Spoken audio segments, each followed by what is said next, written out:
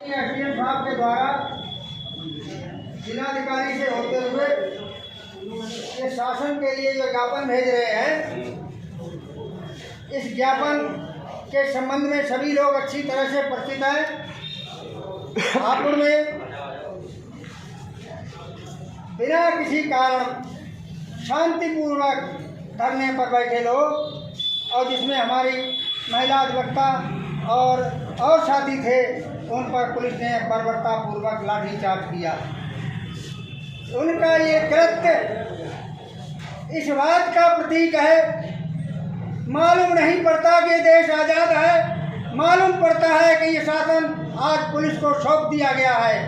अंग्रेजों के ज़माने में भी ऐसा नहीं हुआ जैसा ये स्वतंत्र भारत में हो रहा है।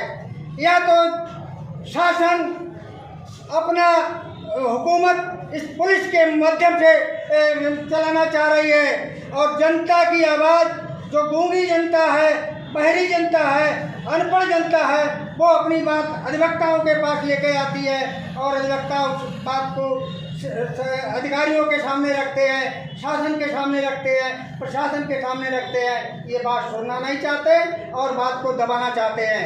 इनका एक ही तंत्र है कि अधिवक्ताओं की बात कैसे दबाई जाए, उसके लिए पुलिस का सहारा लेते हैं और शांतिपूर्वक तरीके से जो धरना कर रहे लोगों को लाठीचार्ज के माध्यम से उनकी आवाज़ बंद की जाए। इस तरह का ये प्रशासन द्वारा कृत्य किया जा रहा है। साथियों, ऐसा अगर ये चलता, अगर इस तरह की व्यवस्था होती, शांतिपूर्वक धरना नहीं देने पर प्रतिबंध लगा दिया जाता, लाठीचार्ज भी होता, तो शायद गांधी जैसे लोग कहीं भी देश में धरना नहीं कर पाते, कहीं भी आंदोलन नहीं कर पाते और देश आज़ाद नहीं हो पाता। हमारी विदेशी हुकूमत थी जो हमारे ऊपर अत्याचार कर रही थी, उन्होंने भी धरना प्रदर्शन पर रोक नहीं लगाई।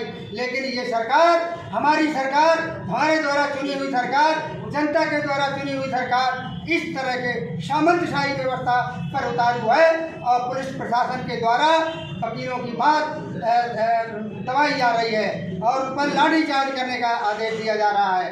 तो इस घटना को, हापुड़ की घटना और इसी के साथ गाजियाबाद में न्यायालय चैम्बर में अधिवक्ता मनोज चौधरी का दिन दहाड़े उनके चैम्बर में गोली मारकर हत्या कर दी जाती है।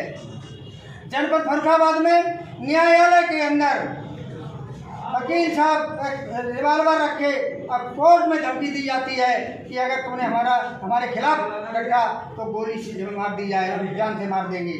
तो इस तरह का ये षड्यंत्र चल रहा है। या तो इसे जंगल राज कहें या कानून व्यवस्था की लचर स्थिति कहें, या ऐसा मालूम पड़ता है कि प्रशासन पुलिस के आगे पंग हो गया है और इनके खिलाफ कोई कार्रवाई करने की हिम्मत नहीं कर पा रहा है।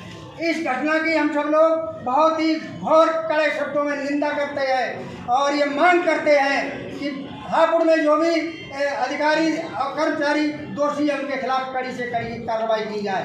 इसी के साथ अधिवक्ता प्रोटेक्शन एक्ट लागू किया जाए, जिससे अधिवक्ताओं की सुरक्षा हो सके और अधिवक्ता निर्भीकतापूर्वक अपनी बात कह सकें और जो लोग घायल हुए हैं उन्हें मुआवजा दिया जाए। इन तमाम मांगों को लेकर ये हम लोग ज्ञापन दे रहे हैं।